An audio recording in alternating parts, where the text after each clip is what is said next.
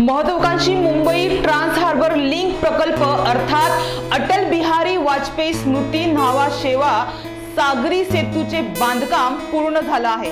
येत्या 12 जानेवारीला या सागरी सेतूचे पंतप्रधान नरेंद्र मोदी यांच्या हस्ते उद्घाटन होणार आहे। या प्रकल्पामुळे मुंबई हे बेट नवी मुंबईशी जोडले जाणार आहे।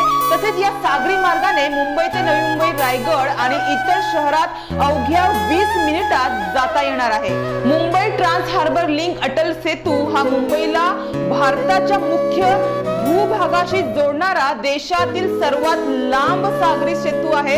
सागरी सेतू मार्गाने 22 किलोमीटरचे अंतर 15 ते 20 मिनिटात पार करता येणार आहे। या सागरी मार्गावर दोन्ही बाजूला 3 लेन आहेत। तर या सागरी सेतूवर किमान 60 ते 100 प्रति तास इतक्या वेगानं वाहने धावू शकणार आहे।